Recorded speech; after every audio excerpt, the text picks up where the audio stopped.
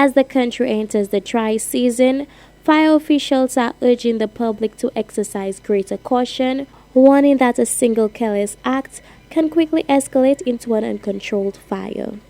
With dry vegetation and high temperatures increasing the risk of bush and structural fires, the fire service is reminding residents to take prevention measures to reduce fire outbreaks.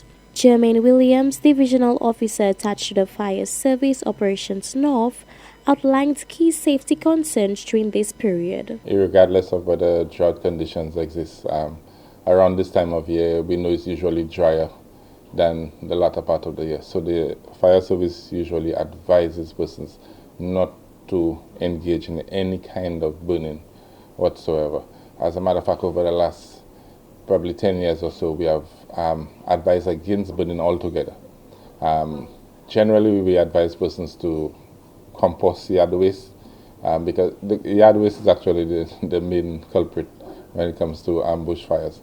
We want persons to understand that because it is dry, the leaves and all of these are extremely dry, and that coupled with the wind will cause extremely volatile situations. So we usually caution persons against the practice of burning. Further to that, we have a lot of this burning taking place in residential areas. And in those areas, we have persons with different ailments, respiratory illnesses, and of the lot.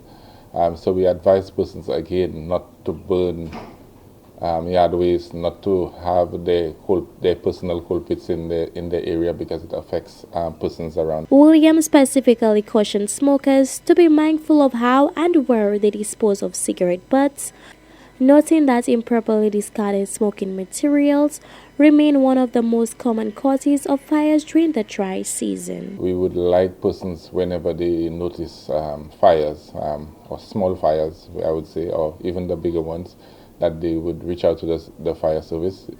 They can either use the 911 or 455-6117 to reach out to us so we can stop those fires before they become bigger and go way out of control. Williams also indicated that ongoing public awareness campaigns have contributed to more reasonable behavior, helping to reduce incidents that would otherwise require enforcement action by the fire service. I do not think legal action is absolutely necessary except in very rare and unusual cases.